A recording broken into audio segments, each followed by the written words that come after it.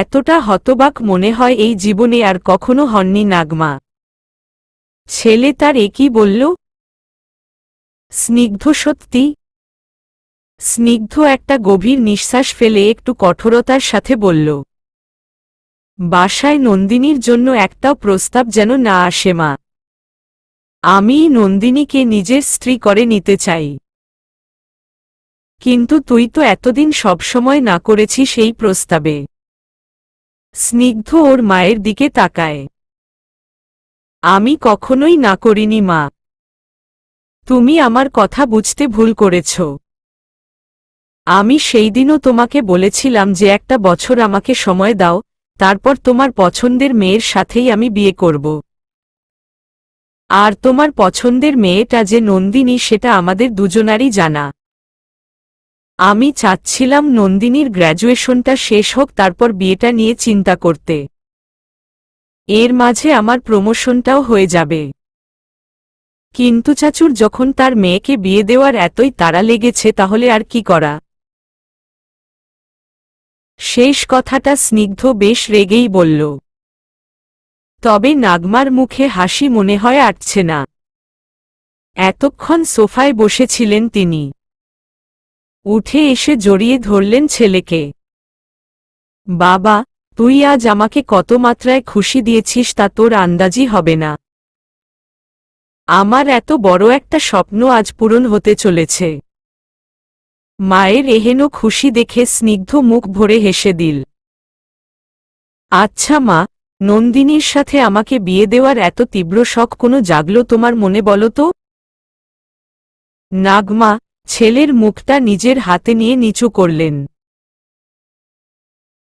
কারণ আমি জানি আমার এই ধামরা, গাধা, রগজটা ছেলেটাকে লাইনে আনার ক্ষমতা শুধু আমাদের নন্দিনীর মাঝেই আছে। মায়ের কথায় ছেলে অবাক হবে না হাসবে কিছুই বুঝতে পারল না। ততক্ষণে নাগমা স্নিগ্ধকে ছেড়ে দিয়েছেন। আমি আজ রাতেই তোর বাবার সাথে কথা বলবো। আর নন্দিনীর মতামতটাও তো জানতে হবে। হমম।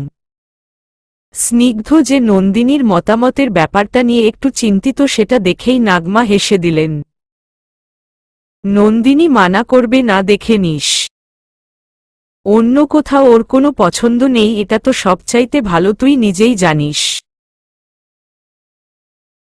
তাহলে আর কোনো চিন্তাই নাই। আচ্ছা আমি যাই তাহলে। স্নিগ্ধ নাগমাকে রুম থেকে বের হয়ে যেতে দেখল। হঠাৎ করে কিভাবে কি হয়ে গেল ও নিজেও গুছিয়ে উঠতে পারল না। তবে শান্তি লাগছে এখন। মনে হচ্ছে ভেতর থেকে একটা অনেক বড় বোঝা নেমে গেছে। লজ্জায় হেসে দিল স্নিগ্ধ। ওদিকে হন্তদন্ত হয়ে নিজের রুমে গেলেন নাগমা। রাস্তায় আয়েশার সাথে দেখা হয়েছিল। খুশির খবরটা জানিয়ে দিয়েছেন তিনি। কিছুক্ষণ আগে যেই ভয় চোখে পানি জমেছিল আয়েশার, এখন সেটা খুশির কারণ হয়ে ঝরে পড়ল। আয়েশাকে ওনার নিজের রুমে চলে যেতে বলে নাগমা এসে বসলেন তার স্বামীর পাশে। নৌশাদ সাহেব বসে একটা বই পড়ছিলেন। নাগমা তাকে থামিয়ে দিয়ে তার মনোযোগ নিজের দিকে টেনে আনলেন। তারপর সব কথা গুছিয়ে ধাপে ধাপে তিনি তার স্বামীকে জানালেন। দুই জায়ের মাঝে যে এত বছর ধরে এই পরিকল্পনা চলছে, তাও আবার তাদের দুই ভাইয়ের পিঠ পিছে, তা বুঝতে পেরেই খুব অবাক হলেন নৌশাদ সাহেব। তবে সব শুনে সম্বন্ধটা তার মন্দ মনে হল না, বরং বেশ মজা লাগল তার ব্যাপারটা। এই বাড়ির প্রতিটা বাচ্চা তার খুব আদরের, এবং এদের মাঝেই একজন তার ঘরের বউ হবে, তাতে ক্ষতি কি? আমার তো কোনো আপত্তি নেই স্নিগ্ধর মা, তবে ইনশাদ যে কি বলে সেটাই বুঝতে পারছি না। নাগমা আবদারের সুরে বললেন তার স্বামীকে। দেখ, ইনশাদকে মানানোর দায়িত্ব তোমার। ও তোমার ছোট ভাই, তোমার কথায় ওকে রাজি হতেই হবে। আর নন্দিনী? এবার একটু থামলেন নাগমা। হমম, ওকে যদিও বিষয়টা এখনো বলা হয়নি, তবে আগে তুমি ইনশাদকে মানিয়ে নাও। তারপর নন্দিনীর কাছে যাব আমি আর আয়েশা। আধা ঘন্টা পরে ইনশাদ আয়েশার রুমের কড়া নাড়লেন নৌশাদ সাহেব। তার পেছনেই নাগমা দাঁড়ানো। বড় ভাইকে এই সময়ে রুমে দেখেই ইনশাদ বুঝতে পারলেন কোনো জরুরি বিষয়ে কথা বলতে এসেছেন তিনি। রুমে চারজন বসার পর নৌশাদ সাহেব শুরু করলেন কথা। ইনশাদ, তোর কাছে আজ একটা আবদার নিয়ে এসেছি।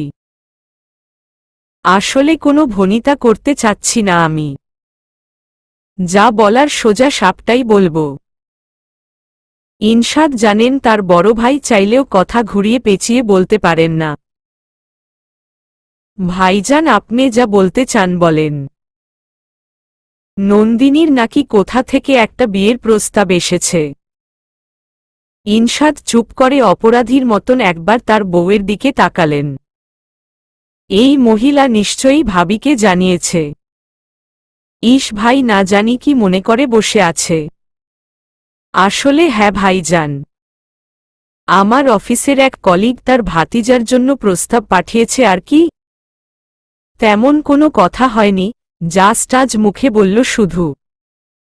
কিছু হওয়ার আগে তো আপনার সাথেই পরামর্শ করব। নৌশাদ সাহেব হাত নেড়ে থামালেন ভাইকে। না না, আমি ওই প্রস্তাবের ব্যাপারে কথা বলতে আসিনি। আমি এসেছি আমার নিজের তরফ থেকে একটা প্রস্তাব নিয়ে। একটু অবাক হলেন ইনশাদ। কিসের প্রস্তাব ভাইজান? নন্দিনী মামনির বিয়ের প্রস্তাব, আমার স্নিগ্ধর সাথে। ইনশাদের চোখ দেখে মনে হল আকাশটা তার মাথায় না, চোখের ওপর ভেঙে পড়েছে। মুখ থেকে কথা বের করার আগে পুরো 1 মিনিট চুপ থাকল সে। আমাদের স্নিগ্ধর সাথে? হমম। এটা কি মানে, কিভাবে সম্ভব ভাইজান? কিভাবে সম্ভব মানে? আত্মীয়ের মধ্যে বিয়ে হয় না নাকি? আমাদের নিকটাত্মীয়র মাঝেই তো এমন কত সম্বন্ধই হয়েছে। হ্যাঁ, তা হয়েছে ভাইজান, তবে আসলে স্নিগ্ধ। কেন? তোর কি স্নিগ্ধকে পাত্র হিসেবে কোনো দিক থেকে কম মনে হয়? এটা শোনার সাথে সাথেই ব্যস্ত হয়ে পড়লেন ইনশাদ। আরে না না ভাইজান, আমি তো আমাদের স্নিগ্ধকে বাঘের বাচ্চা ডাকি। আমাদের বংশের বাতি সে। ও কোনো অংশেই কম না। তাহলে তোর কি সমস্যা এই সম্বন্ধে? একটু কাচুমাচু শুরু করলেন ইনশাদ। নিরীহ দৃষ্টিতে স্ত্রীর দিকে তাকালেন, চোখের ইশারায় প্রশ্নও করলেন তার কি মতো জানার জন্য। নাগমা ব্যাপারটা বুঝে নিজের দেবরকে ডাকলেন। আয়েশা এই প্রস্তাবে রাজি ইনশাদ। আসলে স্নিগ্ধ আর নন্দিনীকে এক করার আশা আমাদের অনেক দিনের। আবার ভীষণ খেলেন ইনশাদ। ছোট ভাইয়ের অবস্থাটা বুঝে নৌশাদ মুচকি হাসলেন। এই দুই বউ মিলে আমাদের দুই ভাইয়ের পেছনে পেছনে এসব চিন্তা ভাবনা করে রেখেছিলে। আমাদেরকে একটুকুও বুঝতে দেয়নি। ওনার কথায় ইনশাদ ছাড়া বাকি তিনজনই হেসে দিলেন। ইনশাদ এখনো আকস্মিকতা থেকে উঠতে পারেননি। সে ফ্যালফ্যাল করে তিনজনের দিকে মুখ ঘোরাচ্ছেন। এটা দেখে নৌশাদ সাহেব হাসি থামিয়ে ছোট ভাইয়ের কাঁধে হাত রাখলেন। তাহলে বল ভাই, তোর মতামত বল। বড় ভাইয়ের মুখ থেকে জীবনে প্রথমবার ভাই শব্দটা শুনেছেন ইনশাদ। বোঝাই যাচ্ছে তার কণ্ঠের আকুতি, যেটাকে এড়িয়ে যাওয়ার ইচ্ছা বা সাহস কোনোটাই ইনশাদের নেই। ভাই, আমি আর কি বলবো? আপনারা তিনজন যদি রাজি থাকেন তাহলে আমারও সমস্যা নেই, তবে বাচ্চাদের ব্যাপারটা মানে ওদের মতামতের ব্যাপারটা বলছি আর কি। স্নিগ্ধ এই বিয়েতে রাজি ইনশাদ। ও নিজের থেকেই রাজি হয়েছে। ইনশাদের চোখ আবার অবিশ্বাস্যে বড় হয়ে গেল। স্নিগ্ধ রাজি হয়েছে? হমম।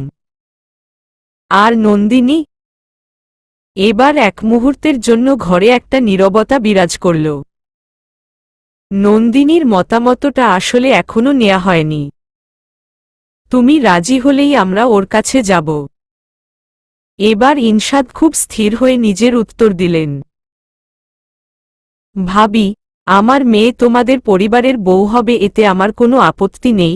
আমি বরঞ্চ খুশি এই চিন্তা করে যে মেয়ে আমার বিয়ের পরেও আমার চোখের সামনেই থাকবে। কিন্তু এটা নন্দিনীর সারা জীবনের ব্যাপার, তাই ওর মতামতটা আমার জন্য খুব জরুরি। ও যদি রাজি হয় তাহলেই আমি রাজি। ভাবি নাগমা এবার নিজেও দৃঢ়তার সাথে বললেন, ইনশাদ, নন্দিনী আমার পরিবারের বউ পরে হবে। আগে ও আমাদের ঘরের মেয়ে। তোমার কি মনে হয় ওর অনিচ্ছায় আমরা কোনো কিছু করব? তুমি চিন্তা করো না, আমরা ওর মতামতকেই প্রাধান্য দিব, সেটা ইতিবাচক হোক কি নেতিবাচক হোক। ভাবির শেষ কথায় এইবার ইনশাদের মুখে হাসি ফুটল। স্বামীকে শান্ত দেখে আয়েশাও চিন্তামুক্ত হয়ে হাসলেন। হাসি ফুটল নৌশাদ দম্পতিরও মুখে। হঠাৎ নাগমা আয়েশাকে তাড়া দিলেন, আয়েশা চলো এবার নন্দিনীর কাছে যাই। ওর সাথে কথা বলতে বোঝাতে বেশ সময় লাগবে। এমনিতেই রাত হয়ে গেছে। তারপর নিজের স্বামী আর দেবরের দিকে তাকিয়ে বললেন, আমি সাবিনাকে খাবার লাগিয়ে দিতে বলছি, বাকিদের নিয়ে তোমরা খেয়ে নাও। আমি, আয়েশা আর নন্দিনী পরে একসাথে খেয়ে নিব। নাহিয়ান আজ 2 মাসের জন্য দেশের বাইরে যাচ্ছে।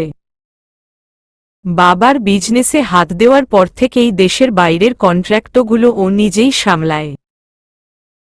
এতে ওর বেশ ভালোই লাগে। কোম্পানির টাকায় বিদেশ ঘোরা হয়ে যায়, কাজ শেষে ফুর্তি করারও সময় পায়।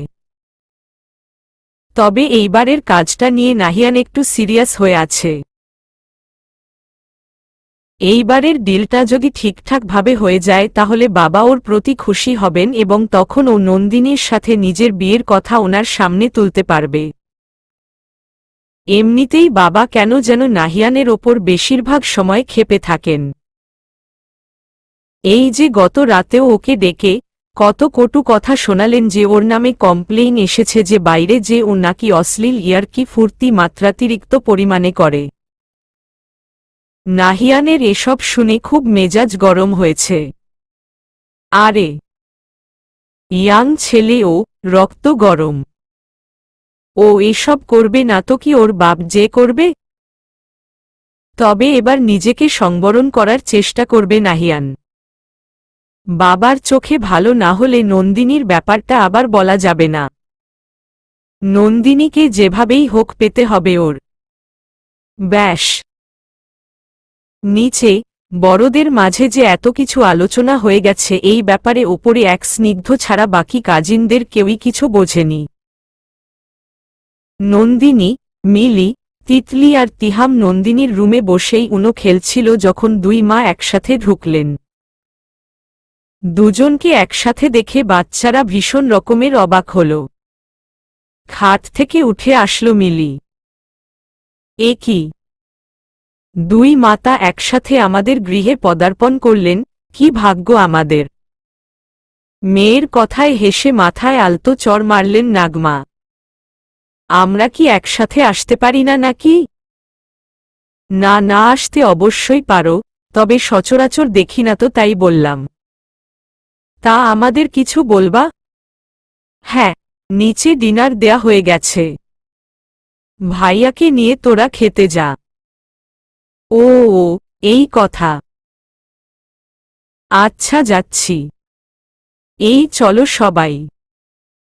তখনই হঠাৎ নাগমা বললেন, নন্দিনী, তুই বস মা। তোর সাথে কথা আছে। নন্দিনী অবাক হয়ে তাকিয়ে রইল। বাকিরাও কম অবাক হয়নি। আমার সাথে কথা মামনি? কি হয়েছে? হেসে দিলেন নাগমা, মেয়েটার মায়াভরা মুখটা দেখে। না রে মা, তেমন কোনো সিরিয়াস কিছু না। তোর সাথে একটু গল্প করব ব্যাস। নন্দিনী তখন নিজেকে একটু ঢিল দিয়ে দাঁড়াল। ওদিকে বাকিরাও দাঁড়িয়ে দাঁড়িয়ে সব শুনছে দেখে আয়েশা বলে উঠলেন, কি রে, তোরা এখনো যাসনি? যা তাড়াতাড়ি আর বড় ভাইয়াকে ডেকে নিয়ে যা। মিলিরা বের হতেই নাগমা আর আয়েশা নন্দিনীকে মাঝখান নিয়ে খাটে বসলেন। নন্দিনীর কেন যেন ভেতরটা দুরু দুরু করে কাঁপছে। কি বলতে আজ মা চাচি ওর ঘরে সেই প্রশ্নেরই উত্তর খুঁজছে এই মন। নাগমা আয়েশাকে আগেই বলে দিয়েছিলেন যে কথা তিনিই শুরু করবেন, কারণ নন্দিনীকে মানানো তার জন্য বেশি সহজ, তাই তিনি বললেন, মা, তোর সাথে আজ তোর এই দুই মা এমন কিছু কথা বলবে যা তোর বয়সী প্রত্যেকটা মেয়ের সাথেই বলা হয়। এটাই প্রকৃতির নিয়ম এবং এটাই স্বাভাবিক। তাই তোকে যা বলবো সেটা নিয়ে ঘাবড়ানোর বা লজ্জা পাওয়ার কিছু নেই। এটা একটা আলোচনা যেটাতে তোর মতামতটাই আমাদের সবচাইতে বেশি জরুরি, তাই নির্দ্বিধায় যা মনে আসে তাই আমাদেরকে বলবি, ঠিক আছে মা? নন্দিনী কিছুটা হলেও বুঝতে পারছে ওর সাথে কি নিয়ে কথা হতে পারে, তাই মাথা নিচু করে চুপচাপ থাকল। নাগমা একবার আয়েশার দিকে তাকিয়ে কথা শুরু করলেন, মা, তুই নিশ্চয়ই আঁচ করতে পেরেছিস যে আমরা কোনো বিষয়ে তোর সাথে কথা বলতে এসেছি। হ্যাঁ, তোর বিয়ের ব্যাপারে। একটু থামলেন নাগমা, নন্দিনীর ভাবান্তর দেখতে চাইলেন। যখন দেখলেন নন্দিনী এখনো চুপ তখন একটু অভয় পেলেন তিনি। দেখ, বিয়ে তো আর সোজা কথা না যে এখন বললাম আর এখন হয়ে গেল। সবকিছু ঠিকঠাক হতে তো সময় লাগে। তবে যার বিয়ে নিয়ে ভাবা হচ্ছে তার সাথে কিছু বিষয়ে অবশ্যই কথা বলা উচিত বলে আমরা মনে করি। মা, আমি কোনো ঘোড়ায় পেঁচায় কথা বলবো না তোর সাথে, সোজাসুজি জিজ্ঞেস করব, তোর কি কোনো পছন্দ আছে, মানে তুই কি কাউকে ভালোবাসিস? নন্দিনী, নাগমার মুখ থেকে এই প্রশ্ন একদমই আশা করেনি। চমকে তাকালো ও। আয়েশা তখন মেয়ের হাত ধরলেন। কি অবাক হচ্ছিস কেন? পছন্দ তো থাকতেই পারে, তাই না? মা, যদি কোনো পছন্দ থাকে তাহলে আমাদের নির্দ্বিধায় বলতে পারিস। দেখলি না, মামনি বলল তোকে যে এখানে কোনো লজ্জার কিছু নাই। নন্দিনী দুই মায়ের দিকেই একবার তাকিয়ে আলতোভাবে মাথা নাড়িয়ে বুঝিয়ে দিল এমন কোনো বিশেষ কেউ ওর জীবনে নেই। মেয়েটার সামনে তো এতক্ষণ নাগমা আর আয়েশা খুব ভাব নিয়ে বলছিলেন যে তারা ওর পছন্দের প্রাধান্য দিবেন, তবে মনে মনে ঠিকই আল্লাহর কাছে দোয়া চলছিল যে নন্দিনী যাতে না করে দেয়। এখন ওর না করার ইঙ্গিত বুঝতে পেরে দুজনেই যেন বিশাল রেহাই পেলেন। হাসি এগাল থেকে ওগাল ছড়িয়ে গেল ওনাদের। নাগমা তখন আগ্রহ নিয়ে চাইলেন নন্দিনীর দিকে, তাহলে মা, আমরা যদি তোর জন্য কাউকে পছন্দ করি তাহলে তোর কি কোনো আপত্তি হবে? নন্দিনী হঠাৎ একটু করুণ চোখে নাগমার দিকে তাকাল। মামনি, আমি আসলে। কি মা? বল। আমি এত তাড়াতাড়ি বিয়ে করতে চাই না। এত তাড়াতাড়ি তোমাদের ছেড়ে কোথাও যেতে চাই না। এটা শুনেই হো হো করে হেসে দিলেন নাগমা আর আয়েশা। নন্দিনী কথাটা মাথা নিচু করেই বলেছিল, মায়েদের হাসি শুনে সেই রহস্য উদ্ঘাটন করতেই মাথা তুলে অবাক চোখে তাকাল ও। কি ব্যাপারে এভাবে হাসছ কেন তোমরা? তাও দুজনের হাসি থামছে না দেখে নন্দিনী এবার পুরোদস্তুর হতবাক হল। এই মামনি, এই মা, কি হলো তোমাদের? হাসার ব্যায়াম করছো নাকি? এত হাসছ কেন? আজীব তো। এবার আয়েশা মেয়ের দিকে তাকিয়ে নিজের হাসিতে চোখে আসা জল মুছে বললেন, আমাদের ছেড়ে তোকে কোথাও যেতে হবে না। আমরা সেই ব্যবস্থাই করছি। এটা বলে আবার আয়েশা আর নাগমা হাসা শুরু করে দিলেন। আবারও সেই হাসির রোল বাড়ল। মায়েদের একটার পর একটা এরকম কথা আর কাণ্ড দেখে এবার ফ্যাল ফ্যাল করে তাকিয়ে রইল নন্দিনী। কি হচ্ছে ওর কিছুই মাথায় ঢুকছে না। এবার আর কিছু না বলে চুপচাপ অপেক্ষা করল ও মায়েদের হাসাহাসি শেষ হওয়ার জন্য। কিছুক্ষণ পর দুই বয়স্কাই হাসা থামালেন, তবে তাদের চেহারা থেকে হাসির দ্যুতিটা হারিয়ে গেল না। এতক্ষণের হাসির আওয়াজের পর এই থমকে যাওয়া মুহূর্তে ঘরটায় কেমন একটা নীরবতা বিরাজ করল। সেই স্তব্ধতার মাঝেই নাগমা বললেন নন্দিনীকে, নন্দিনী, তোকে যদি আমরা চিরদিন নিজেদের কাছেই রেখে দেই, তুই কি খুশি হবি? অবাক নন্দিনী, নাগমার কথাটা কতটুকু বুঝল সেটা ওর চেহারা দেখে বোঝা গেল না। নাগমা ওর উত্তরের জন্য না থেমে পরের প্রশ্নটা সামনে রাখলেন, আমার স্নিগ্ধকে তোর কেমন লাগে মা? নন্দিনী আবারও ভীষণ অবাক হল। স্নিগ্ধ ভাইয়াকে? হমম, কেমন আবার? ভাইয়া তো ভালোই। তোকে কি অনেক বেশি জ্বালায়? এবার নন্দিনী হেসে দিল। ওর মনে হল ওর মামুনি বোধহয় তার ছেলের কৈফিয়ত গাইতে এসেছে। হাত রাখল নন্দিনী নাগমার হাতের ওপর। আরে না না মামুনি, ভাইয়া একটুও জ্বালায় না আমাকে। কিছু ক্ষেত্রে ভাইয়া বেসামাল, তবে তাহলে আমার এই বেসামাল ছেলেটাকে সামলে নিবি তুই মা? বিয়ে করবি আমার স্নিগ্ধকে? খাট থেকে তোড়াক করে এক লাফে উঠে দাঁড়াল নন্দিনী। ঘুরে দুই মায়ের সামনে ফিরল। অবিশ্বাস্যে চোখ দুটো ফেটে পড়ছে ওর। কানে কি ভুল শুনল নাকি? স্নিগ্ধ ভাইয়ার সাথে? ওর এই থেমে থেমে কথা বলায় আয়েশা স্পষ্ট বুঝতে পারলেন যে তার মেয়ে চরম পরিমাণে অবাক হয়েছে। নিজে উঠে মেয়ের পাশে ব্যস্ত হয়ে দাঁড়িয়ে ওকে এক পাশ থেকে জড়িয়ে ধরলেন। আলতো স্বরে বললেন, কোনো কিছু উল্টোপাল্টা ভাবার আগে আমাদের কথাটা একবার মন দিয়ে শুনে নে মা। তোকে কোনো কিছুতে জোর করা হবে না, ভয় পাস না। আগে শোন সবটা, এখানে আয়, বস। কিন্তু মা। আগে বস তো। মায়ের কথায় নন্দিনী আবার দুজনের মাঝে বসল, তবে মাথাটা নিচু করেই রাখল ও। নাগমা একটা দীর্ঘশ্বাস ফেলে কথা শুরু করলেন, নন্দিনী, আমি জানি তোর মাথায় এখন অনেক কিছু চলছে। তুই হয়তোবা আমাদেরকে পাগলও মনে করতে পারিস যে এরকম একটি প্রস্তাব আমরা দিলাম কিভাবে। তবে মা একদিক দিয়ে দেখলে এই প্রস্তাবটা কিন্তু কোনোভাবেও খারাপ না। তুই নিজেই চিন্তা কর একবার। একটা বিয়ে মানে অনেক বড় দায়িত্ব রে মা।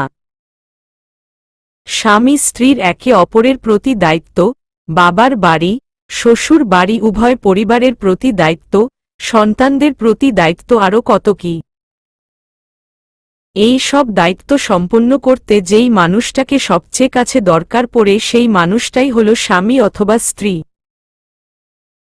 তাই একটা দম্পতির নিজেদের মাঝের বন্ধনটা কিন্তু বেশ শক্ত হওয়া লাগে, নয়তো অন্য সম্পর্কগুলো সুতায় বাঁধা কঠিন হয়ে পড়ে। নতুন কোনো মানুষ, যে কি না তোর জন্য অপরিচিত, তার সাথে সেই গাঁট বাঁধতে হয়তো অনেক সময় লাগতে পারে তোর, কিন্তু স্নিগ্ধর সাথে কিন্তু এই দিক থেকে তুই একদম নিশ্চিন্ত। কারণ স্নিগ্ধ আর তুই একসাথে বড় হয়েছিস, একই বাড়ির দুইজন, তোরা নিজেদের ভালোভাবে চিনিস, একে অপরের ভালো খারাপ দুদিকের ব্যাপারেই অবগত তোরা। তাহলে তুই নিজেই বল, স্নিগ্ধর সাথে তোর এই সম্পর্কটাই কি তোদের জন্য ভালো নয়? একসাথে এতগুলো কথা বলে একটু থামলেন নাগমা। নন্দিনী এখনো নিচেই তাকিয়ে আছে, তাই বোঝা যাচ্ছে না ওর মুখের ভাব। নাগমা শঙ্কিত হয়ে আয়েশার দিকে তাকালেন। আয়েশারও চেহারায় ভয় ফুটে উঠেছে। এবার মেয়ের মাথায় হাত রাখলেন উনি। কথা শুরু করলেন, তবে বুঝতে পারলেন যে তার গলা কাঁপছে। সেই ছোটবেলা থেকে তোকে নিয়ে আমার আলাদা একটা ভয় কাজ করে, তুই সেটা নিজেও জানিস, তাই না? কেন এই ভয়, কেন এই অতিরিক্ত যতন তা আমি কখনোই ঠাওর করতে পারিনি, হয়তোবা চেষ্টাটাও করিনি কখনো। শুধু মনের মাঝে আতঙ্কে কাবু হয়ে যেতাম এটা ভেবেই যে একদিন তোকে আমার এই বুক থেকে দূরে ঠেলে দিতে হবে। হঠাৎ একদিন ভাবি আমার কাছে আসলেন, তুই তখন অনেক ছোট, 5-এ পড়িস। আমার মুখের সামনে তোর আর স্নিগ্ধের বিয়ের প্রস্তাব রাখলেন। আমি তো ভীষণ অবাক, এটা আবার কিভাবে সম্ভব? তবে আজ ভাবি তোকে যেভাবে বোঝাচ্ছেন আমাকেও ঠিক একইভাবে বুঝিয়েছিলেন তখন, আর আমি সাথে সাথেই রাজি হয়ে গিয়েছিলাম। সত্যি বলতে তোকে সারা জীবন নিজের কাছে রাখতে পারবো এই স্বস্তিতেই আমি রাজি হয়ে গিয়েছিলাম। আর আজ তোকেও সেই একই কারণটাই দিচ্ছি মা, আমি তোকে আমার কাছ থেকে দূরে সরিয়ে দিতে চাই না। এবং আমার এই চাওয়াটা পূরণ করার একটা মাত্রই পথ তোর স্নিগ্ধর সাথে বিয়ে। আমার এই আশাটা কি পূরণ করা যায় মা? শেষ বাক্যটা বলতে বলতে আয়েশা কেঁদেই ফেললেন। ওনার কান্নার আওয়াজে এবার নন্দিনী ওপরে তাকাল। ওর থমথমে মুখ দেখে ভয় পেয়ে গেলেন নাগমা। শান্ত নন্দিনীকে আগে কখনো এভাবে দেখেননি তিনি। নন্দিনী নিজের মায়ের দিকেই তাকানো। মা তুমি এভাবে কাঁদছ কেন? ভয় হচ্ছে তোর উত্তর যদি না হয়। মা তুমি কান্না বন্ধ করবে প্লিজ? আমার ভালো লাগছে না। আয়েশা মেয়ের কথায় ফোপানো বন্ধ করলেন। আবার বিরাজ করল সেই গভীর নীরবতা। নন্দিনী কি বলবে ভেবেই পাচ্ছে না। এত বড় একটা কথা বলা হয়েছে ওকে, পুরো ভবিষ্যৎটা ওর সামনে রচনা করা হবে শুধু ওর একটি নির্ণয়। কিভাবে সে এই নির্ণয় নিবে? এ ধরনের চিন্তা তো মাথায় ওর আগে আসেইনি, তাহলে কিভাবে এইটুকু সময় এত কিছু ভেবে বসবে ও? নন্দিনী একবার আরো চোখে নিজের মায়ের দিকে তাকাল, নাগমার দিকে তাকানোর তো সাহসই হল না। ও দেখতে পেল ওর মা চুপচাপ তাকিয়ে আছে ওর দিকে, চোখে ওর থেকে উত্তরের আশা স্পষ্ট। কিন্তু নন্দিনী কোনো উত্তর দিতে পারল না এবারও। এই সময়ে নাগমা নন্দিনীর মাথায় আবার হাত বোলালেন। হুট করে অনেক বড় একটা কথা তোকে বলে ফেলা হয়েছে, তাই না মা? তুই নিশ্চয়ই এখন বেশ দ্বিধায় পড়ে গিয়েছিস। থাক, তোকে এখনই কোনো উত্তর দেওয়া লাগবে না। তুই একটু সময় নে। সবকিছু ভেবে চিনতে দেখ, তারপর না হয় তোর ইচ্ছেটা জানাস। তোর যা উত্তর হবে সেটাই মেনে নিব আমরা। ঠিক আছে? নন্দিনী এবার হালকা একটা হাসির আভা নিয়ে আসলো ঠোঁটে, তবে চোখে ইতস্ততা স্পষ্ট। নাগমা এবার উঠে দাঁড়ালেন, সাথে আয়েশাও। অনেক রাত হয়েছে। খালি পেটে ভালো করে চিন্তা ভাবনাও করা যায় না। তাই চল আগে খেয়ে নে আমাদের সাথে। নাগমার মজা করে কথা বলায় এবার আয়েশাও হেসে দিলেন। দুজনেই পা বাড়াতে যাবেন তখন মিয়ে আওয়াজে নন্দিনী জিজ্ঞেস করে বসল, এই ব্যাপারে স্নিগ্ধ ভাইয়া জানে? নাগমা হেসে ফির চাইলেন। নন্দিনীর হাত জোড়া ধরে মজার একটা হাসি মুখে টেনে বললেন, স্নিগ্ধ তোর সাথে বিয়ে করতে রাজি আছে। উত্তরটা শুনে আজকে রাতের সবচাইতে বড় ধাক্কাটা খেল নন্দিনী। স্নিগ্ধ ওর সাথে বিয়ে করতে রাজি? বিছানায় ধপ করে বসে পড়ল নন্দিনী। মামনির বলা কথাটা বিশ্বাসই হচ্ছে না ওর। স্নিগ্ধ এই বিয়েতে রাজি? কথাটা শোনার পর থেকে নন্দিনীর মাথাটা শুধু ঘুরছিল। ও ওর মাকে বলে দিয়েছিল যে ওর নিচে যেয়ে খেতে ইচ্ছে করছে না। আসলে রুম থেকে বের হওয়ার সাহসই হচ্ছিল না ওর। যদি কোনোভাবে স্নিগ্ধর সামনে পড়ে যায়, সর্বনাশ। তাহলে লজ্জায় নন্দিনী শেষ হয়ে যাবে। না না, এখন কোনোভাবেই স্নিগ্ধর সামনে যাওয়া যাবে না, কখনোই না। এই সব ৭-৫ চিন্তা করেই নন্দিনী নিচে আর খেতে যায়নি। আয়েশাও আর জোর করেননি মেয়েকে, খাবার ওপরেই পাঠিয়ে দিয়েছেন। এখন বেশ রাত, বাড়ির অনেক রুমের আলোই এখন নিভানো, মানে মোটামুটি সবাই শুয়ে পড়েছে অথবা শোয়ার প্রস্তুতি নিচ্ছে। কিন্তু নন্দিনীর চোখে ঘুমের ছিটেফোঁটাও নেই। বারান্দার রেলিং ধরে এপাশ থেকে ওপাশ শুধু হাঁটছে ও, মনে হাজারো ভাবনা বাসা বাঁধছে। স্নিগ্ধর সাথে নন্দিনীর বিয়ের কথা বলছে বাসার সবাই। এখানেই এসে থেমে যাচ্ছে নন্দিনী। এরপর আর চিন্তা করতে পারছে না। কি চিন্তা করবে? এই অ্যাঙ্গেলে তো কোনো কিছু কখনো ভাবেইনি ও। তার ওপর স্নিগ্ধও নাকি বিয়েতে রাজি। কেমনে কি? না, আর ভাবতে পারছে না। সবকিছু আবার আউলিয়ে যাচ্ছে নন্দিনীর মনে। বারান্দায় বাঁধা বেতের দোলনাটাতে ঘাপটি মেরে বসে পড়ল নন্দিনী। বেতের খাজের নকশার মাঝে নিজের অজান্তেই আঙ্গুল ডুবিয়ে একপাশে মাথা রাখল। এই দোলনাটাও স্নিগ্ধ বেঁধে দিয়েছিল ওকে যখন ও মেট্রিকে পড়ত। রুমে গরম লাগত বলে বারান্দায় এসে ফ্লোরে বসে পড়ত নন্দিনী তখন। এটা দেখে একদিন স্নিগ্ধ দিল ভীষণ বকা ওকে। ফ্লোরে বসলে নাকি ঠান্ডা লাগবে, জ্বর আসবে, তারপর নন্দিনী নাকি পড়াশোনা না করার একটা বাহানা পেয়ে যাবে। এটা শুনে নন্দিনী গাল ফুলিয়ে রেখেছিল পুরো একদিন। স্নিগ্ধর সাথে তো কথাই বলেনি। তবে পরের দিনই সেই একই গালে হাসির টোল পড়ে একাকার হল। কোচিং থেকে ফিরে নন্দিনীর চোখ বন্ধ করে স্নিগ্ধ ওকে নিয়ে আসে এই বারান্দায়। চোখ থেকে হাত সরতেই নন্দিনীর সামনে ধরা দেয় এই ঝুলন্ত দোলনা। খুশিতে যে কতগুলো লাফ দিয়েছিল ও তার কোনো হিসেব নেই। অতীতের মাঝ থেকে হঠাৎ বেরিয়ে এসে নন্দিনী বুঝতে পারল ও হাসছে। আর হাসিটা আসছে স্নিগ্ধকে ভেবেই। স্নিগ্ধ ওর প্রতি বরাবরই খুব যত্নশীল। হ্যাঁ, ওর বকাটাও সবচাইতে বেশি নন্দিনীই খায়, কিন্তু আদর আবদারও তো নন্দিনীরটাই মানা হয় বেশি। স্নিগ্ধ কখনো নন্দিনীকে এতটুকুও সমস্যায় দেখতে পছন্দ করে না। কোথাও না কোথাও থেকে সমাধান বের করে নিয়ে আসবেই এই মানুষটা, তা যতটা আজগুবিই হোক না কেন। এতটা বছর নন্দিনী মনে করত একজন ভাই হিসেবে স্নিগ্ধ ওকে আগলে রাখছে। কিন্তু আজ মনে হচ্ছে যেন ব্যাপারটা তা না। আচ্ছা, স্নিগ্ধ কি আসলেই ওকে শুধু কাজিন হিসেবেই আগলে রাখত নাকি? হঠাৎ চোখের সামনে সেই গত ৩ সপ্তাহ আগের স্নিগ্ধর রুমে রাতের বেলা ঘটে যাওয়া সেই মুহূর্তটার কথা মনে পড়ল নন্দিনীর। সাথে সাথেই পিঠ সোজা করে উঠে বসল ও।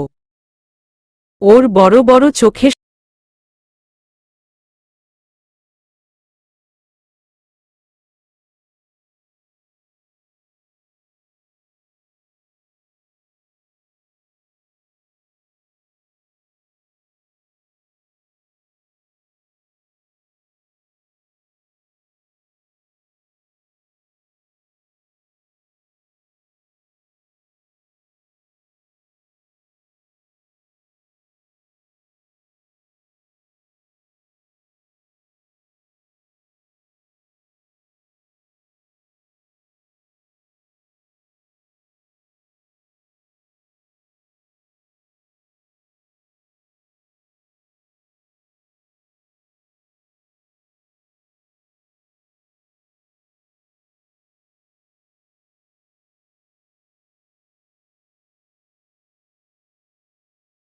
চাহনিটা ভেসে উঠল।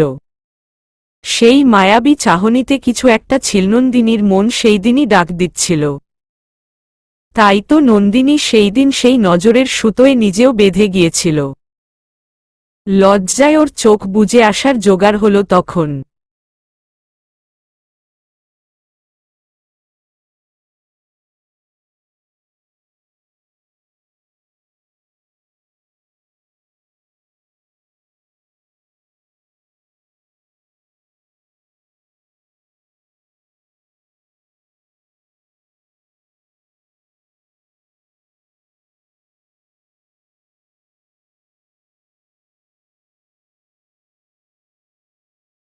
এদিকে নন্দিনী ছাড়াও বাড়ির আরেক সদস্যর চোখেও ঘুম নেই।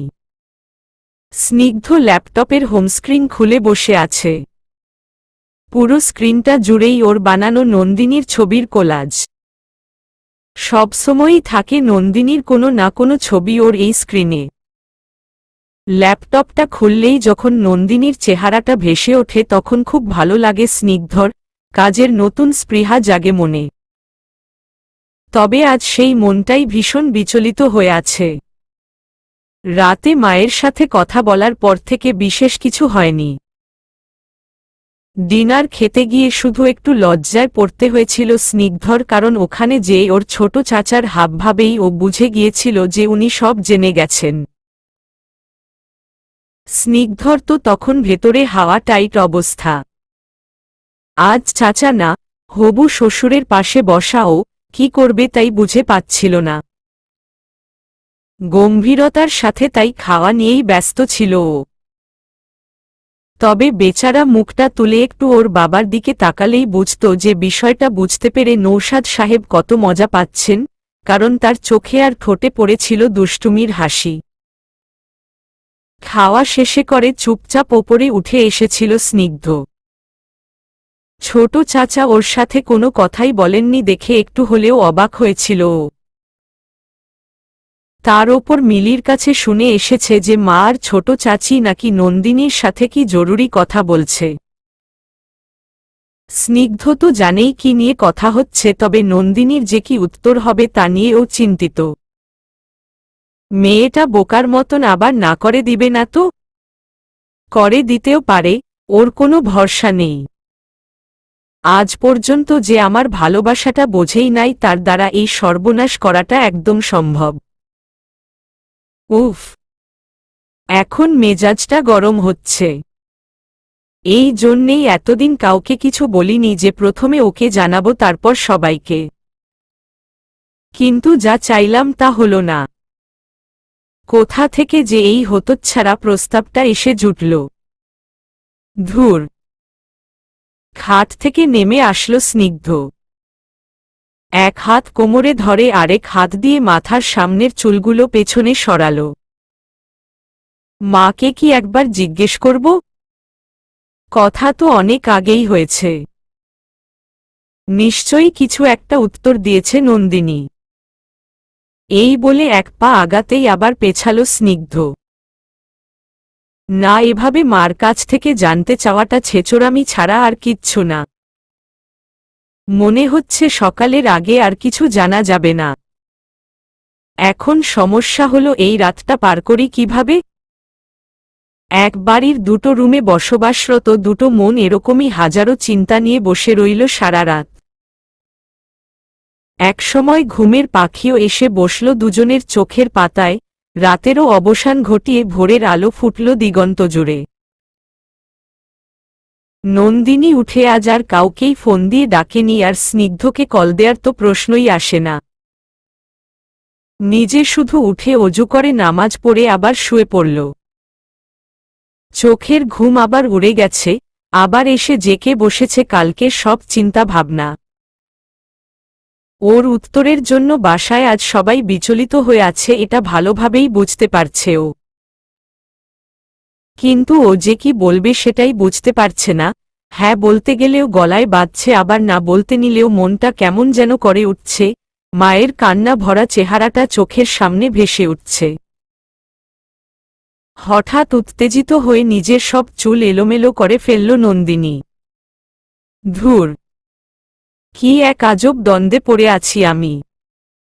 কি উত্তর দিব? আগে যখনই কোনো সমস্যায় পড়তাম সোজা ভাইয়ার কাছে সমাধান চাইতে চলে যেতাম, কিন্তু এখন খোদ ভাইয়াই আমার সমস্যা, এখন কার কাছে আমি সমাধান? কথাটা শেষও করতে পারল না নন্দিনী, তার আগেই দেখল ওর ফোন বাজছে।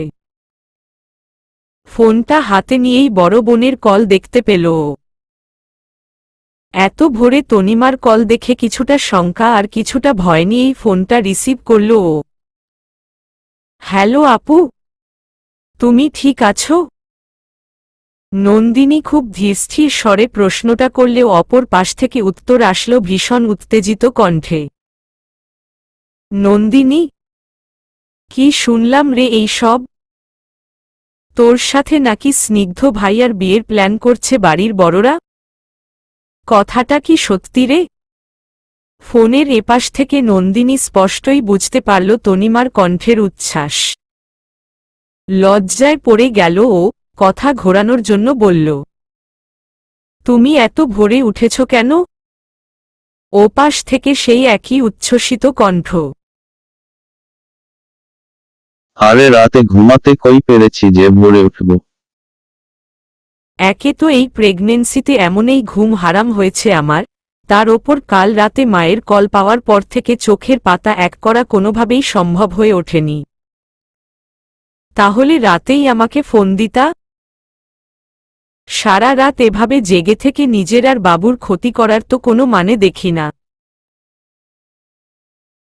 আরে আমি আসলেই তোকে রাতে ফোন দিতাম, কিন্তু মার কাছে শুনলাম তুই নাকি বিয়ের কথাটা শুনে খুব শকট হয়েছিস। তাই ভাবলাম তোকে একটু স্পেস দেই নিজের মতন করে চিন্তা করার জন্য। তা এখন বল, কি ডিসিশন নিলি? হচ্ছিস আমাদের ভাবি? স্নিগ্ধ ভাইয়া কি আমাদের বাড়ির জামাই হচ্ছে? ফস করে একটা নিঃশ্বাস ফেলল নন্দিনী। তনিমার মজার কথায় মোটেও হাসল না ও, বরং চুপ মেরে রইল কিছুক্ষণ। তনিমা ওদিক থেকে ডাকল ওকে, এই নন্দিনী। হমম। কই গেলি? আছি এখানেই। তাহলে চুপ কেন? উত্তর দে। নাকি সারারাত ভেবেও এখনো কোনো ডিসিশনে পৌঁছতে পারিসনি?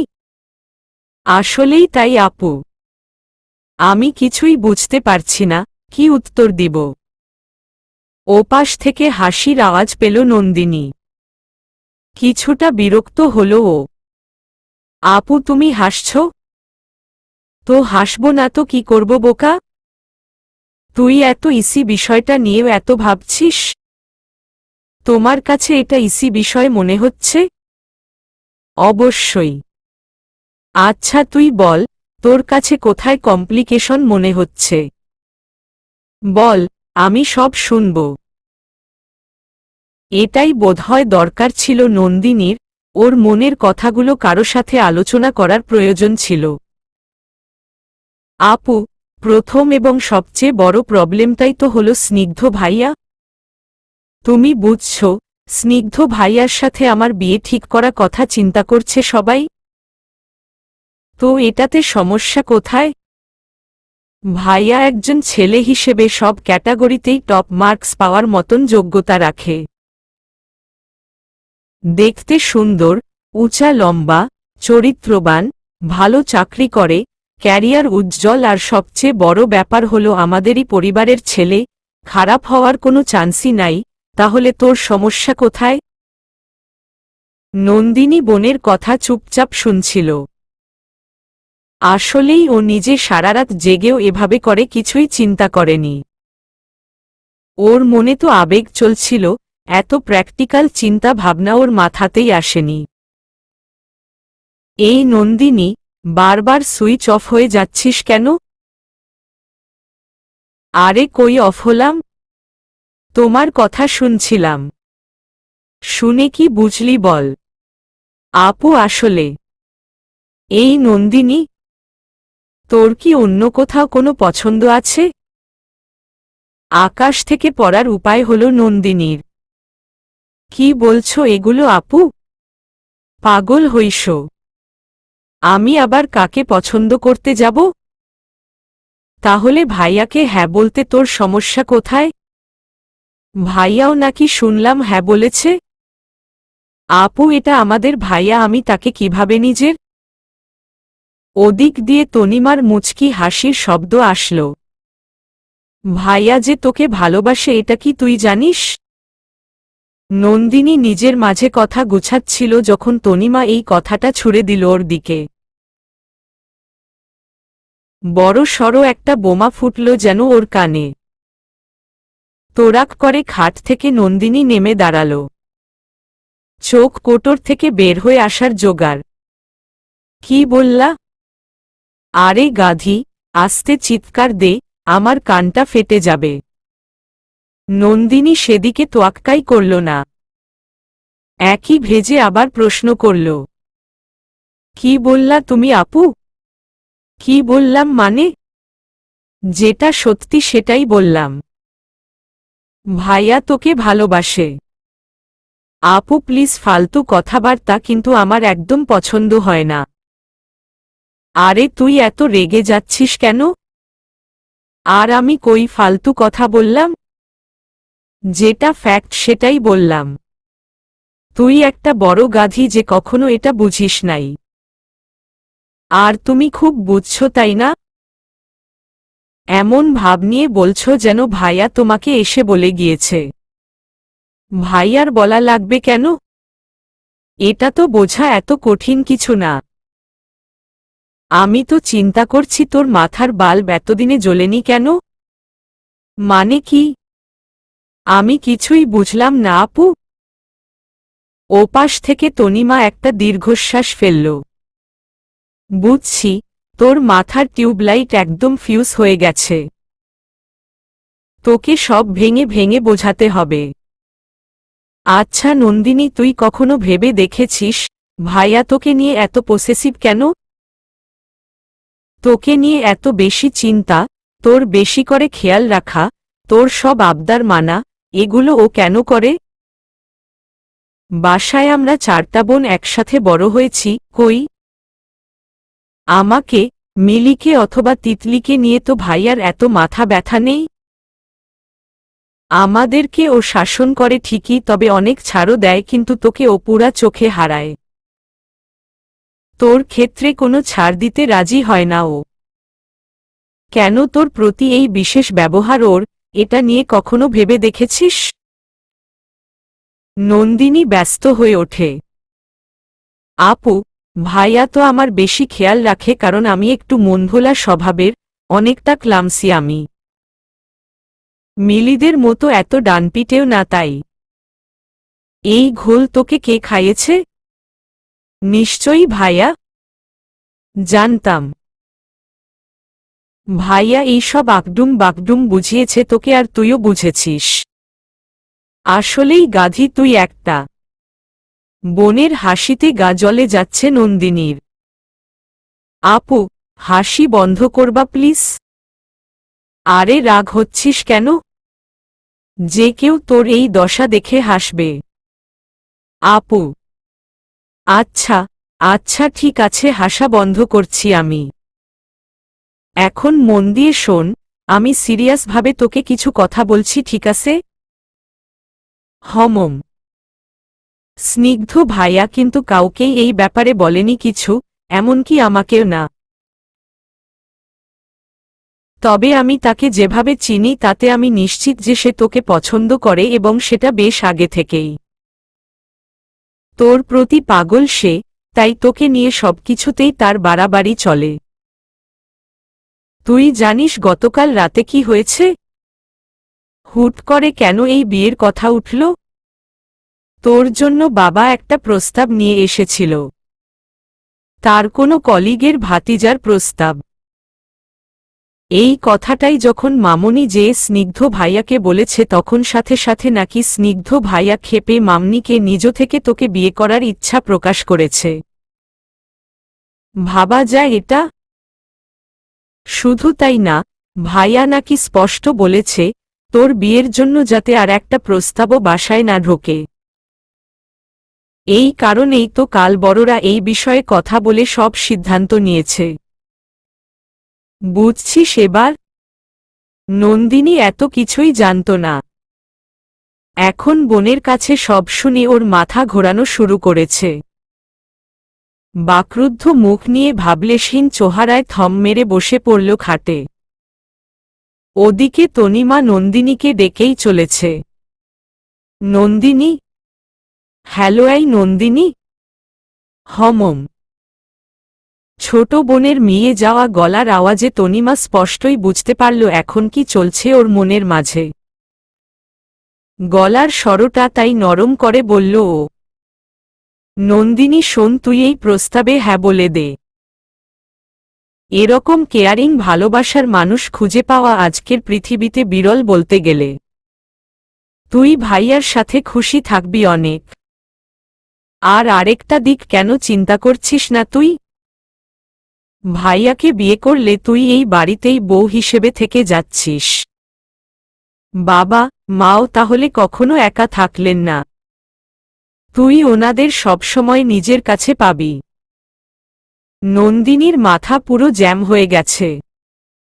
ও আর কিছুই নিতে পারছে না মাথায়, তাই বোনকে বলল, আপু, আমার আর এখন কথা বলতে ইচ্ছে করছে না। আমি রাখি, তুমি নিজের আর বাবুর খেয়াল রেখো। আল্লাহ হাফেজ। তনিমাকে কোনো কিছু বলার সুযোগ না দিয়েই ফোনটা কেটে দিল নন্দিনী।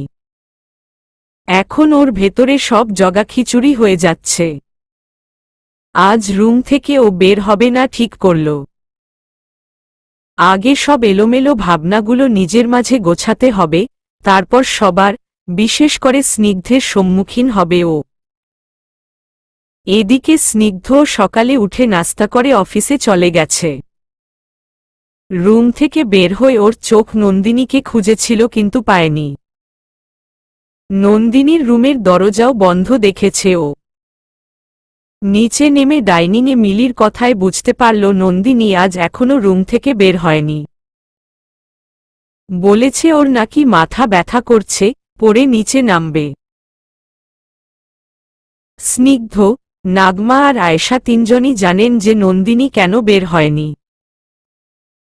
মা, চাচির থমথমে মুখ দেখে ওনাদের দুজনের কাছে গিয়েছিল স্নিগ্ধ। ওকে দেখেই উদ্বিগ্ন হয়ে পড়লেন নাগমা। নন্দিনী তো এখনো কোনো কিছু বলল না রে স্নিগ্ধ। আমার কেন যেন ভয় লাগছে খুব।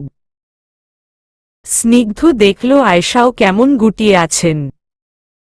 ওনাদের শান্ত করতে মুখে হাসি টেনে আনল ও।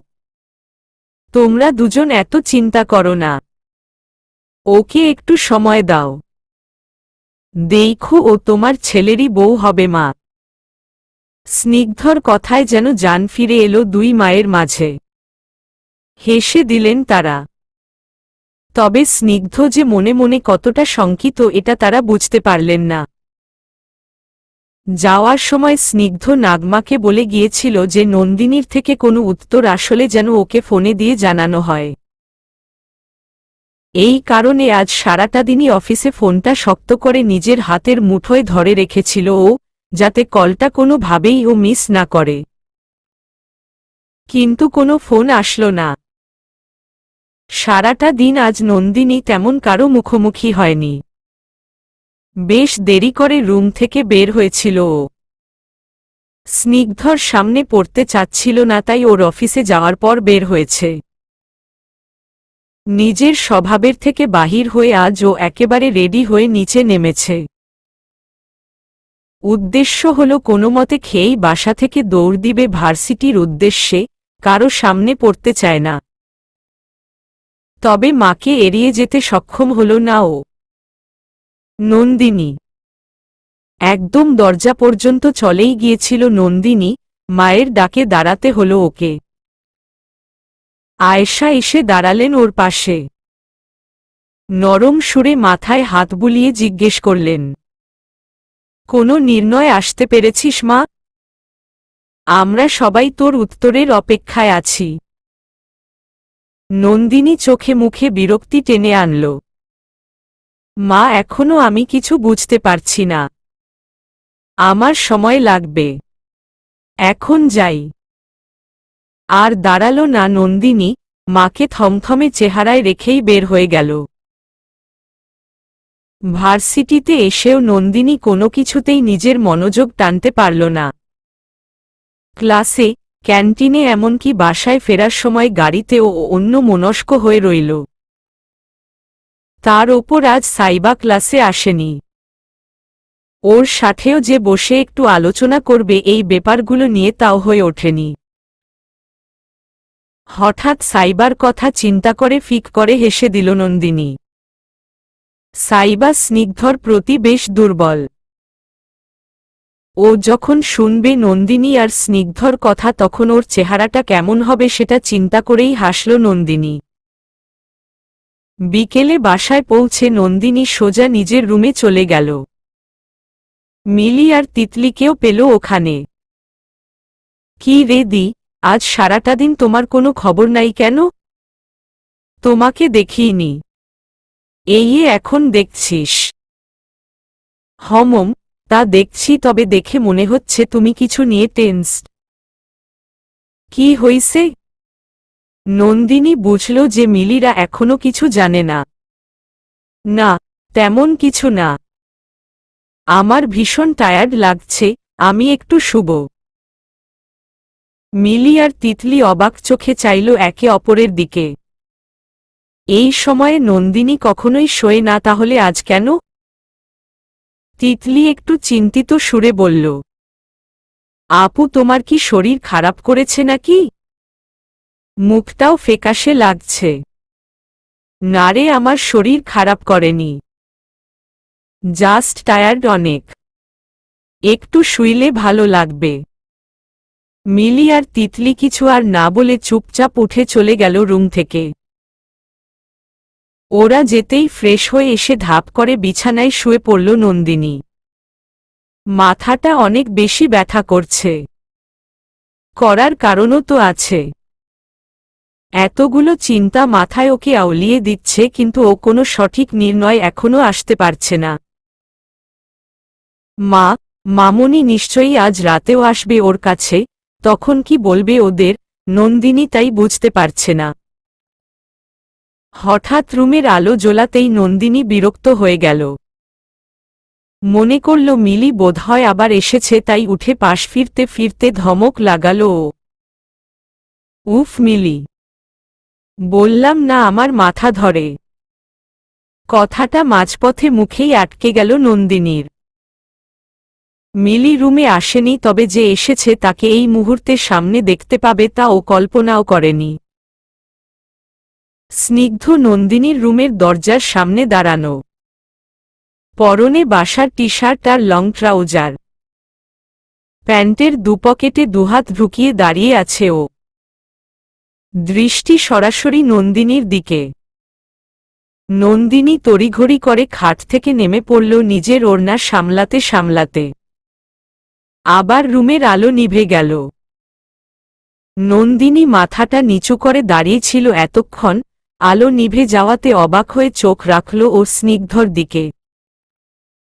দেখল রুমে ঢুকেছে স্নিগ্ধ। ধীর পায়ে হেঁটে নন্দিনীর রুমের বারান্দার দিকে এগোচ্ছে। বারান্দার চৌকাঠে দাঁড়িয়ে আরেকবার নন্দিনীর দিকে তাকাল ও। কিছু কথা আছে তোর সাথে, বলেই স্নিগ্ধ বারান্দায় চলে গেল। পর্দার এপাশে দাঁড়ানো নন্দিনী তখনও স্তব্ধ। কি করবে কিছুই বুঝতে পারছে না। তবে স্নিগ্ধ যেহেতু অপেক্ষা করছে তাই ওকে যেতেই হবে জেনে ও পা বাড়াল। স্নিগ্ধ বারান্দার রেলিংয়ের কাছে দাঁড়ানো ঠিক একই ভঙ্গিতে।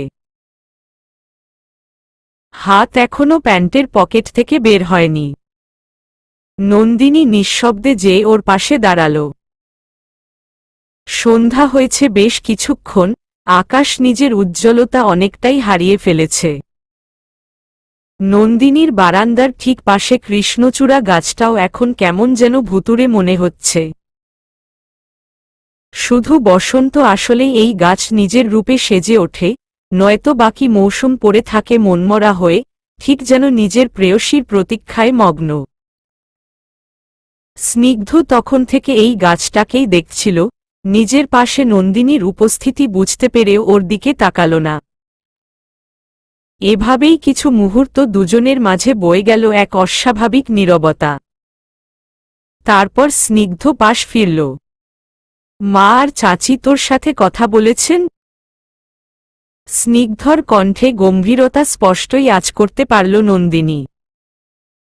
কোন কথার ব্যাপারে স্নিগ্ধ জিজ্ঞেস করছে সেটাও বুঝতে পারল। ইতস্তত সুর বের হল গলা থেকে। হম্মম। কিছু ভেবেছিস সেটা নিয়ে? কোনো সিদ্ধান্তে পৌঁছেছিস? এতক্ষণ চুপসে থাকা নন্দিনীর মাঝে এই মুহূর্তে হঠাৎ কেমন একটা অভিমানের জন্ম হল। কেন যেন ভীষণ রাগ উঠল ওর। স্নিগ্ধর কঠোর কণ্ঠ শুনেই বোধহয় রাগটা উঠছে। আরে আজীব তো, নিজেদের বিয়ে নিয়ে কথা হচ্ছে এখানে, কই গলায় থাকবে নমনীয়তা, কণ্ঠে ঝরবে আবেগ, তা না হয় একদম আদেশের সুরে প্রশ্ন করছে মানুষটা। মনে হচ্ছে যেন একটা কর্পোরেট মিটিংয়ে বসেছে দুজন, কোনো চুক্তি পাকা করতে। ডিল ফাইনাল হলো কি না তাই নিয়ে জেরা করা হচ্ছে। এটা কিছু হইল? এভাবে করে বিয়ের মতামত চায় নাকি কেউ? মনে মনে হঠাৎই সিদ্ধান্ত নিয়ে ফেলল নন্দিনী, না করে দিবে ও। আসলেই মিলি ঠিক বলেছে, ইনি একটা খাটাস। এনার সাথে ঘর বাঁধলে নন্দিনীর জীবনটা মিলিটারি প্যারেডে পরিণত হবে। কি রে, চুপ কেন? নন্দিনী হকচকিয়ে ওঠে। কঠোর কণ্ঠ আবার কানে বাজতেই নিজের চোখের বিরক্তি মোটেও লুকাতে পারে না। আমি। হঠাৎ থেমে যেতে হল নন্দিনীকে। স্নিগ্ধর চোখের দিকে তাকিয়েই থমকে গেল ও। মাওয়া ঘাটে যাওয়ার সেই রাতের মায়াবী চাহনিটা আবার জেকে বসেছে ছেলেটার দৃষ্টিতে। ঠিক সেই একইভাবে চেয়ে আছে সে, আর সেখানেই আবার আটকে গেল নন্দিনী। ভেতর থেকে হিম হয়ে যাওয়া সেই অনুভূতিটা ফের জড়িয়ে ধরল ওকে। হৃৎপিণ্ডটা এত জোরে বাজছে যেন এখনই বের হয়ে আসবে দেহ থেকে। কণ্ঠে তেজ দেখালেও যেই নমনীয়তা আর আবেগ নন্দিনী স্নিগ্ধর মাঝে খুঁজছিল তার উপস্থিতি পেল সেই দৃষ্টিতে, একেবারে মাতাল করে দেওয়ার মতন অনুভূতি মেশানো চোখ দুটোতে। লজ্জায় একাকার নন্দিনী অনেক কষ্টে নিজের চোখটা নামিয়ে ঘুরে দাঁড়াল। মনে চাচ্ছিল ও এক দৌড়ে কোথাও পালিয়ে যাক। সেটাই করতেই দ্রুত পায়ে সামনে আগাতে গেলে পেছনে থেকে ওর হাতটা ধরে ফেলল স্নিগ্ধ। একদম চমকে উঠল নন্দিনী, এতটাই যে পুরো শরীরে তার শিহরণ অনুভূত হল। স্নিগ্ধ হাতটা আলতো করে ধরে নিজেকে নন্দিনীর পেছনে নিয়ে এসে দাঁড় করাল। ঝুঁকে এসে নন্দিনীর ডান কানে রাখল নিজের ঠোঁট। পালাচ্ছিস কোথায়? চেহারা না দেখতে পেলেও খাদে নামা কণ্ঠের আবেগেই নন্দিনী আঁচ করল স্নিগ্ধ হাসছে। এই মৃদু হাসির কম্পন এসে আছড়ে পড়ছিল ওর ঘাড়ে। লুটিয়ে পড়ছিল নিঃশ্বাস। লজ্জায় সিটিয়ে গেল নন্দিনী, অজান্তেই ডান কানটা নুয়ে এলো ঘাড়ের কাছে। আবার সেই দুষ্টু হাসির মৃদু কম্পনের ছোঁয়া পেল ও। স্নিগ্ধ কথা শুরু করেছে আবার। তোর ডিসিশন দিতে সমস্যা কোথায় হচ্ছে? আমাকে নিজের বর হিসেবে পছন্দ হয় না তোর? শটান করে সোজা হল নন্দিনী, আজ দ্বিতীয়বারের মতন চোখ কোটর থেকে বের হয়ে যাওয়ার অবস্থা হল ওর। সকালে তো তাও বোনের কাছ থেকে স্নিগ্ধর ওর প্রতি দুর্বলতার কথা শুনে নিজেকে কিছুটা সামলাতে পেরেছে, কিন্তু এখন স্নিগ্ধ নিজেই ওকে সেগুলো বলছে। সর্বনাশ! আর এক মুহূর্ত এখানে থাকা যাবে না, নয়তো লজ্জায় মাটির সাথে মিশে যেতে হবে নন্দিনীকে। তাই নিজের হাতটা ছাড়ানোর প্রাণপণ চেষ্টা করল, তবে এতে বরঞ্চ আরও শক্ত হয়ে বাধা পড়ল স্নিগ্ধর মুঠোয়। এক পা এগিয়ে ওর পাশে এসে দাঁড়াল স্নিগ্ধ। নন্দিনীর রেশমি চুলগুলো মাথা নিচু করে রাখার জন্য ওর মুখের দুপাশ দিয়ে পড়ে রয়েছে। এতে ওর আর স্নিগ্ধর মাঝে যেন একটা পর্দা পড়ে রয়েছে। অনেক ইচ্ছে হচ্ছিল স্নিগ্ধর সেই পর্দা সরিয়ে নন্দিনীর লাজে রাঙা মুখটা দেখার, কিন্তু ও সেটা করল না। থাক না, আজ হারালেই লাজে ভেজা সেই সুন্দর মুখ। স্নিগ্ধ আবার প্রশ্ন করল, কি পছন্দ হয় না আমায়? এবারও নন্দিনীর বলার কিছুই রইল না। তবে ঠোঁটের কোণে এক লাজুক হাসির আলতো শব্দ মুহূর্তেই স্নিগ্ধকে অনেক কিছুই বুঝিয়ে দিল। বাঁকা একটা হাসি দিয়ে বলল ও, থাক, আমাকে উত্তরটা বলা লাগবে না। মা আর চাচিকে পাঠাচ্ছি, তাদেরকেই উত্তরটা দিয়ে দিস। হুট করে তাকালো নন্দিনী। এই মুহূর্তে ব্যস্ত হয়ে চোখ রাখল স্নিগ্ধর দিকে। এখনই? স্নিগ্ধ এবার দেখতে পেল নন্দিনীর অবাক ভাবের চেহারা। আলো আধারের মাঝে মেয়েটার মায়াবী রূপটা যেন হুট করেই ওর মাঝে নেশা ধরিয়ে দিল। নন্দিনীর ওপর নিজের হাতের বাঁধনটা অজান্তেই শক্ত হয়ে এলো ওর। সেটার অনুভূতি ছড়ালো নন্দিনী পর্যন্ত। তাই তো আচমকা একটু পিছিয়ে গিয়ে বারান্দার দরজায় পিঠ ঠেকল ওর। স্নিগ্ধ এবার নন্দিনীর সামনাসামনি এসে দাঁড়াল। খোলা হাতটা নন্দিনীর একপাশের দরজায় রেখে মেয়েটাকে নিজের মাঝে আবদ্ধ করে হালকা ঝুঁকে দাঁড়াল ওর ওপর স্নিগ্ধ। এখন নয়তো কখন? আরও সময় লাগবে তোর ভাবতে? 24 ঘন্টার ওপর হয়ে গেছে জ্বালাচ্ছিস তুই আমাকে। অপেক্ষার প্রহর কাটানো কত কষ্টের জানিস তুই? এটার শাস্তি তো পাওনাই রয়ে গেল তোর। এর সাথে আরও শাস্তি যোগ করতে চাস? স্নিগ্ধর নিঃশ্বাস বেশ ভারী হয়ে পড়ছিল নন্দিনীর ওপর। আর মেয়েটার সারা শরীর তখন শিহরিত সেই কম্পনে। স্নিগ্ধর রাগান্বিত শীতল কণ্ঠে ছিল এক অন্যরকম পাগলামো যা নন্দিনীর কানে আছড়ে পড়ছিল। ভীষণ অস্থির লাগছিল নন্দিনীর, তবে এই অস্থিরতার মধ্যেও এক আজব সুখ খুঁজে পাচ্ছিল ও। আচ্ছা, এটাই কি প্রেমের সুখ? এই পাগলামোটাই কি প্রেম? নন্দিনীর মুখ তুলে স্নিগ্ধর দিকে তাকানোর সাহস হল না, তবে স্নিগ্ধ যে ওকে চোখ দিয়ে গিলে খাচ্ছে তা ও খুব ভালো করেই বুঝছে। কিছু মুহূর্ত এই অন্তরঙ্গতেই কেটে গেল দুজনের। তারপর হুট করেই সরে দাঁড়াল স্নিগ্ধ। হাতের বন্ধনটাও শিথিল করে দিল। তবে খুব দূরে সরে গেল না। আমি মা আর চাচিকে পাঠাচ্ছি তোর কাছে, বলেই আর দাঁড়াল না স্নিগ্ধ। অন্ধকার চৌকাঠে চাঁদের আলোর মাঝেই নন্দিনীকে স্তব্ধ করে রেখে চলে গেল ও। স্নিগ্ধ যেতেই ধপ করে মাটিতে বসে পড়ল নন্দিনী। কিছু মুহূর্তের মাঝেই যেন সব হিসেব পাল্টে গেল। এখন এই নতুন হিসেব ও কষবে কখন? এদিকে মানুষটা কেন মাদের পাঠাচ্ছে সেটা বুঝতে নন্দিনীর একটুও সমস্যা হল না। উত্তরটা ওকে এখনই দিতে হবে। রাত তখন 11টা। মিলি আর তিতলি মাত্র ফ্রেশ হয়ে এসে খাটে উঠেছে। মিলি আপু, আজকে বাড়ির পরিবেশটা খেয়াল করছো? কেমন যেন একটু ডিফারেন্ট ছিল না? একটু? আমার তো অনেক বেশি ডিফারেন্ট মনে হয়েছে। আর সেটা আজকে থেকে না, গতকাল রাত থেকেই। দেখছিস না, 2 দিন ধরে নন্দিনী দি আমাদের সাথে ডিনার করে না, অস্বাভাবিক রকম চুপচাপ থাকছে। বড়দের চেহারাটাও কেমন থমথমে থাকে। ভাইয়াটাও যেন কেমন মনভোলা হয়ে আছে, আমাদের সাথে তেজ নিয়ে কথা বলছে না। কিছু একটা তো হয়েছে রে তিতলি, তবে সেটা কি তাই বুঝতে পারছি না। হঠাৎ বাইরে মা, চাচির আওয়াজ শোনা গেলে অবাক হয়ে একে অপরের দিকে তাকালো 2 মেয়ে। এই সময়ে তো মা, চাচি কখনো ওপরে আসে না, নিজ নিজ রুমেই নামাজ কালাম নিয়ে ব্যস্ত থাকেন, তাহলে আজকে কি হলো? আওয়াজগুলো কাছে আসতেই মিলি টের পেল ওর মায়ের উচ্ছ্বাসিত কণ্ঠ। কিছু একটা অবশ্যই হয়েছে বুঝে ঝটপট ওরা খাট থেকে নেমে দৌড় দিয়ে রুমের দরজা খুলল।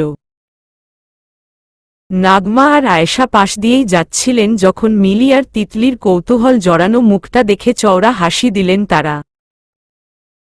এতে ওরা আরও বিরক্ত হয়ে গেল। মিলি তো বলেই বসল, কি ব্যাপার? এত রাতে কি নিয়ে তোমরা খিলখিলিয়ে হাসছ? কি হইছে? নাগমার ঠোঁটে যেন হাসি ধরছেই না। আয়েশার চোখেও খুশির জল। মেয়েদের কৌতূহল বাড়ানোর জন্য এটা যথেষ্টরও বেশি। তিতলি এবার চেতে গেল। কি 16-17 বছরের মেয়েদের মতন নিজেদের মধ্যেই খিলখিল করে হাসছ? আমাদেরও বলো না কি হইছে। আয়েশা নিজের মেয়েকে জড়িয়ে ধরলেন বুকে। তোর নন্দিনী আপুর বিয়ে ঠিক হয়ে গেছে। তিতলি আর মিলি দুজন থম মেরে রইল কিছুক্ষণ। আপুর বিয়ে কবে ঠিক হলো? কার সাথে ঠিক হলো? আয়েশা মেয়ের প্রশ্নের উত্তরে একবার জায়ের দিকে তাকালেন। তারপর মুচকি হেসে বললেন, তোদের স্নিগ্ধ ভাইয়ার সাথে। কি? দুজনের এত জোরে চিৎকারে কান ফাটার জোগাড় হল আয়েশা আর নাগমার। কানে হাত দিয়ে হাসতে হাসতেই বললেন তারা, এভাবে চিৎকার করলে তো আমরা আর কিছুই শুনতে পাব না রে। মিলি তাড়াতাড়ি এসে মায়ের হাত ধরল। মা, আমি কিছুই বুঝতে পারলাম না। নন্দিনী আপুস্নিগ্ধ ভাইয়া মানে কি? নাগমা ভীষণ জোরে হেসে দিলেন। মিলি, এখন থেকে নন্দিনীকে আর দি বলে ডাকতে পারবি না। ভাবি বলে ডাকা শিখে ফেল, বুঝছিস? হ্যাঁ হ্যাঁ। নন্দিনীকে আমাদের স্নিগ্ধর বউ করে নিয়ে আসছি আমরা খুব শীঘ্রই। মিলির যেন মাথা ঘোরানো থামছেই না। খুশি হতেও ভয় পাচ্ছে ও। মা, স্নিগ্ধ ভাইয়া আর দি রাজি এই বিয়েতে? নাগমা চোখের পলকের ইশারায় হ্যাঁসূচক জবাব দিলেন। এবার মন খুলে হাসল মিলি, মাকে জড়িয়ে ধরে জোরে একটা চিৎকার দিল। ইয়ে মা, এটা কি শোনালে তুমি? এত খুশি লাগছে যে বলার বাইরে। এই তিতলি, দাঁড়িয়ে আছিস কেন? চল এক্ষুনি দি এর রুমে। মা, চাচি পড়ে কথা বলবো তোমাদের সাথে, বাই বাই। মেয়েদের উচ্ছ্বাস দেখে খুশির মাত্রা যেন আরো বেড়ে গেল দুই মায়ের ঠোঁটে। ব্যস্ত হয়ে তারা নিচে নামলেন নৌশাদ সাহেব আর ইনশাদকে সুখবরটা দেওয়ার জন্য। অন্ধকার ঘরে চাঁদের আলোয় ভেসে যাওয়া বারান্দার চৌকাঠে বসে আছে নন্দিনী। দুই পা ভাঁজ করে হাত দুটো দিয়ে জড়িয়ে ধরে রেখেছে ও। সন্ধ্যা থেকে খেলে যাওয়া ঘটনাগুলোর ভাবনায় মগ্ন হয়ে আছে। আর এসব চিন্তা করতে গিয়েই লজ্জায় ভিজে যাচ্ছে ও। স্নিগ্ধর চলে যাওয়ার কিছুক্ষণ পরেই ওর মা আর মামনি এসেছিলেন ঘরে। নন্দিনী লজ্জায় ওনাদের দিকে চোখ তুলে তাকানোর সাহস পাচ্ছিল না। তবে ওনাদের কথায় মনে হলো স্নিগ্ধ কিছু একটা বলেছে তাদের। তাই তো তারা এসেই নন্দিনীকে দ্রুত নিজেদের মাঝে বসিয়ে জিজ্ঞেস করেছিলেন, কি রে মা, কোনো সিদ্ধান্তে পৌঁছেছিস? প্রশ্ন করেছিলেন নাগমা। নন্দিনীর নোয়ানো মাথা আর নিশ্চুপ ভাব দেখে পরেক্ষণেই ওর পিঠে আলতো হাতের আদর বুলিয়ে দিয়ে বলেছিলেন, মা রে, আমার ছেলেটা বাইরে থেকে অনেক রাগী স্বভাবের হলেও মন থেকে অনেক ভালো। তোকে যখন ও নিজে থেকেই পছন্দ করেছে তাহলে এইটুকু জোর দিয়েই বলতে পারি যে তোকে ও অনেক সুখী রাখবে। আর আমরা সবাই তো তোদের পাশেই থাকব, তোর কখনো কোনো কষ্ট হবে না মা। নাগমা এসব বলতে বলতেই আয়েশার ফুপিয়ে কান্নার আওয়াজ পেয়েছে নন্দিনী। নিজের মায়ের অশ্রু সিক্ত চোখে তাকাতেই আয়েশা বলে উঠেছিলেন, আম্মু, তুই আমার অনেক লক্ষ্মী একটা মেয়ে। তোকে সারা জীবনে আমি কখনো চোখের আড়াল করিনি, ভবিষ্যতেও করতে চাই না রে মা, তবে তুই এই বিয়েতে মতো না দিলে। আর কথা বলতে পারেননি আয়েশা, মেয়েকে জড়িয়ে ধরে হাউমাউ করে কেঁদে ফেলেছিলেন। নন্দিনী ভীষণ হকচকিয়ে গিয়েছিল এতে। সাথে সাথে মাকে জড়িয়ে ধরে বলে উঠেছিল ও, মা, এভাবে কাঁদছ কেন? আমি কি এই বিয়েতে মানা করেছি নাকি? সাথে সাথেই কান্না থেমে গিয়েছিল আয়েশার। অবাক চোখে একবার মেয়েকে আরেকবারে একইভাবে অবাক হয়ে যাওয়া নিজের যাকে দেখছিলেন তিনি। নন্দিনী ততক্ষণে আবার চোখ নামিয়ে ফেলেছে, তবে ঠোঁটের কোণে মিলিয়ে যাওয়া হাসিটাই জানান দিচ্ছিল এক অগ্রিম সুখবরের। মায়ের কান্নায় ঘাবড়ে যে কি বলে ফেলেছে তা বুঝতে পেরে নন্দিনী ভয়ঙ্কর পরিমাণে লজ্জায় পড়ে গেল।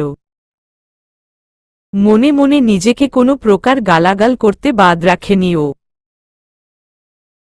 এভাবে নির্লজ্জের মতন বিয়ের স্বীকারোক্তি দিয়ে দিবে এটা ভাবা যায়? তাই সাথে সাথে নিজের মাথা আবার নিচু করে ফেলেছিল ও, তবে সেটা বেশিক্ষণ রাখতে পারেনি। পাশ দিয়ে স্নিগ্ধর মায়ের হাতটা ওর থুতনি ছুঁয়ে দিয়েছিল। নন্দিনী মা, আমার দিকে তাকা একবার। নন্দিনী আলতোভাবে চোখ ভর্তি লজ্জা নিয়ে নত দৃষ্টি ফেরাল নাগমার দিকে। আমার স্নিগ্ধর বউ হতে তোর কোনো আপত্তি নেই তো? নন্দিনীর মনের ভেতর ডামাডোল বাজছিল তখন, কিন্তু মুখে ছিল শান্ত একটা ভাব। সেই ভাবের মাঝেই আলতো মাথা নেড়ে নিজের সম্মতি জানাল ও। ওর কোনো সমস্যা নেই স্নিগ্ধর অর্ধাঙ্গিনী হতে। দুই মায়ের খুশি আর দেখে কে? নাগমা উচ্ছ্বাসে নন্দিনীকে নিজের বুকে টেনে নিয়েছিল। তুই আজ আমাদের কত খুশি দিয়েছিস সেটার কল্পনাও করতে পারবি না মা। আমি এখন একদম টেনশন ফ্রি হয়ে গেলাম আমার স্নিগ্ধর জন্য। আয়েশাও নন্দিনীকে অনেক দোয়া আর আদর দিয়ে যাকে নিয়ে রুম থেকে বের হয়েছিলেন। যাওয়ার সময় নন্দিনী শুনেছিল যে তারা স্নিগ্ধকে আগে বলতে যাবেন। ওর রুমের দিকেই পা বাড়িয়েছিলেন তারা। এটা দেখার পর থেকে নন্দিনীর সারা শরীর লজ্জার কাঁপুনিতে আচ্ছন্ন হয়ে গিয়েছে। এখনো সেই কম্পন নিয়েই চৌকাঠে বসে আছে ও। উনি নিশ্চয়ই এতক্ষণে আমার উত্তরটা জেনে গেছেন। ইয়া আল্লাহ, আমি এখন ওনার সামনে যাব কিভাবে? দুই হাতের মাঝে মুখ লুকালো নন্দিনী। এক আনমনা অনুভূতি ওর সারা দেহ ছুঁয়ে যাচ্ছে। আনমনাই তো। এই অনুভূতির অবগত সে নয়। তার এখন আসলে কি ভাবা উচিত তাই তো বুঝতে পারছে না। তার কি খুশি হওয়া উচিত নাকি শঙ্কা? ভাই মনে করে আসা মানুষটাকে আজ থেকে অন্যভাবে দেখতে হবে। পারবে তো? হঠাৎ রুমের লাইট জ্বলে যাওয়ায় আর মিলি তিতলির চিৎকারে অনেক মাত্রায় হকচকিয়ে ওঠে নন্দিনী। দুই বোন দৌড়ে এসে দুপাশ থেকে ওকে জেকে ধরে। নন্দিনীদি, আমরা যা শুনলাম তা কি সত্যি? তুমি আসলেই আমার ভাবি হচ্ছ? মিলির আত্মহারা হাসির সাথে তাল মেলায় তিতলিও। আপু, আমাদের যে কি খুশি লাগছে তা বলে বোঝাতে পারবো না। আচ্ছা ভাইয়াকে কি আমি দুলাভাই ডাকা শুরু করব? মিলি ধাক্কা দিল তিতলিকে। এই আজকালকে দুলাভাই ডাকে রে? এটা তো আমাদের মা খালারা বলতো। তুই ভাইয়াকে ভাইয়াই ডাকবি। তবে দি, আমি কিন্তু তোমাকে ভাবি টাবি ডাকতে পারবো না, আগেই বলে দিলাম। তুমি আমার নন্দিনী দিই থাকবা সারা জীবন, ঠিক আছে? এতক্ষণের লজ্জা কি কম ছিল যে এরা এসে আরো লাজে ভিজিয়ে দিচ্ছে? নন্দিনী এটাই বুঝে পায় না। নিঃশব্দে মাটির দিকে তাকিয়ে হাসছে ও। এরই মাঝে নন্দিনীর ফোন বেজে উঠল। তনিমা কল করেছে দেখে মিলি খপ করে ফোনটা ধরে স্পিকারে দিল। সাথে সাথেই ওপাশ থেকে ভেসে আসলো উচ্ছ্বাসিত চিৎকার। নন্দিনী, বনু আমার, কনগ্র্যাচুলেশনস। তুই হ্যাঁ বলে দিয়েছিস শুনে আমার খুশিতে লাফাতে ইচ্ছা করছে। একদম রাইট ডিসিশন নিয়েছিস রে। নন্দিনী তো এমনিতেই কিছু বলার অবস্থায় নেই, তাই মিলি উত্তর দিল এপাশ থেকে। তনিদি, আমি আর তিতলিও আছি এখানে। আমাদের অবস্থাও তোমার মতন, জানো। আমরা তো 2-3টা লাফ মেরেও দিয়েছি। ইস, কি মজা হচ্ছে ওখানে নারে মিলি।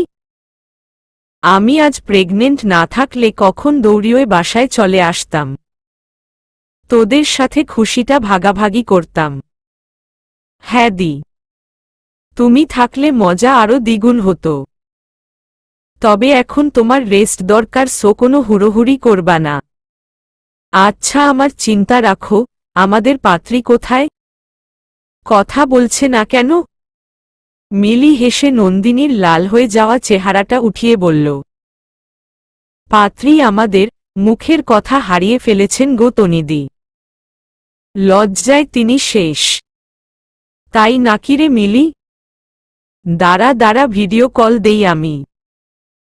পরমুহূর্তেই তনিমার চেহারাটা স্ক্রিন জুড়ে দেখা গেল। নন্দিনীর অবস্থা দেখে অট্টহাসিতে ফেটে পড়ল ও। তাল মেলালো মিলি আর তিতলিও। নন্দিনী আধো লজ্জা আধো বিরক্তি নিয়ে তাকালো তিনজনের দিকে।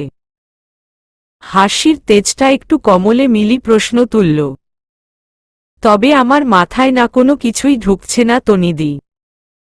ভাইয়ার সাথে নন্দিনীদির বিয়ের কথা উঠল কিভাবে? বড়রা এটা চিন্তা করবে তা তো আমি ভাবিইনি। এটা খুবই আনএক্সপেক্টেড ব্যাপার ছিল। মোটেও না রে মিলি, আমি তো অনেক আগে থেকেই বুঝেছিলাম এরকম কিছু একটা হবে। তনিমার কথায় থ খেয়ে গেল মিলি আর তিতলি। তুমি জানতে আগে থেকে? না, জানতাম না, তবে আজ করতে পেরেছিলাম। কি? স্নিগ্ধ ভাইয়া নন্দিনীকে ভালোবাসে? কি বললা? এত জোরে মিলি চিৎকার দিলয়ে তনিমা পর্যন্ত ফোনের ওপাশে কেঁপে উঠল। কি বললা দি? ভাইয়া নন্দিনীদিকে ভালোবাসে? কবে থেকে? কেমনে? আমরা তো কিছুই জানলাম না। এই নন্দিনীদি, তুমিও লুকিয়েছ আমাদের কাছে? তাও আবার এত বড় কথা? তনিমা হেসেই কুল পাচ্ছে না। তোরা তো সব বোকার দল, জানবি কিভাবে? আর তোদের বোকার রাজ্যের সর্দারনি হল তোদের ওই নন্দিনীদি। নিজেই কখনো ভাইয়ার ভালোবাসা বোঝে নাই, তোদের বলবে কি? এ পাশে তিনজনই স্তব্ধ হয়ে গেছে দেখে তনিমা নিজের কথা চালিয়ে গেল।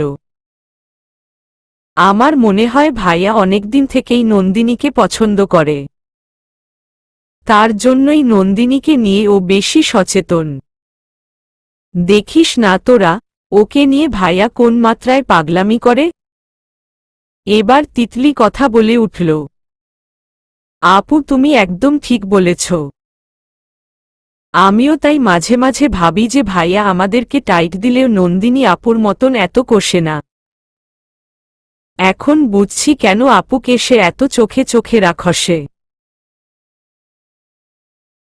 হায় হায় নন্দিনী আপু, তুমি কত ভাগ্যবতী গো, এত কেয়ারিং লাইফ পার্টনার পাচ্ছ। মিলি হাসির তালে নন্দিনীর কোমরে আলতো চিমটি কেটে বলল, তুমি শেষ গো নন্দিনীদি। ভাইয়া এবার তোমায় আচ্ছা মতন বাগে পেয়েছে, না জানি কি করে তোমার সাথে। হাহা হাহা। নন্দিনীর আর সহ্য করার ক্ষমতা রইল না। দ্রুত নড়ে চড়ে বসল ও। এই তোরা কি শুরু করেছিস? আপু তুমিও তাল দিচ্ছে ওদের সাথে? যাও তোমরা সবাই এখন যাও, আমি একা থাকতে চাই। মিলি আর তিতলি কিছু বলার সুযোগই পেল না। নন্দিনী এক প্রকার তাড়িয়ে দিল ওদের রুম থেকে। আর তনিমা তো নিজের বোনের লজ্জায় ভাষা মুখ দেখে ওর মনের কথন আগেই বুঝতে পেরেছে, তাই নিজে থেকেই কলটা কেটে দিল। সবাইকে বের করে রুমের দরজা দিয়ে সেটাতে হেলান দিয়ে দাঁড়ালো নন্দিনী। সব দুষ্টের দল একসাথে জড়ো হয়েছে। এদিকে আমি মরছি আমার টেনশনে যে ভাইয়ার সামনে আর যাব কিভাবে, কিন্তু তাদের তো হাসির রলি থামছে না। হঠাৎ নন্দিনীর মোবাইলে মেসেজ আসার রিং বাজল। খাটের ওপর রাখা মোবাইলটা নিয়ে মেসেজ খুলতেই কেঁপে উঠল ও। স্নিগ্ধর মেসেজ এসেছে। চলবে।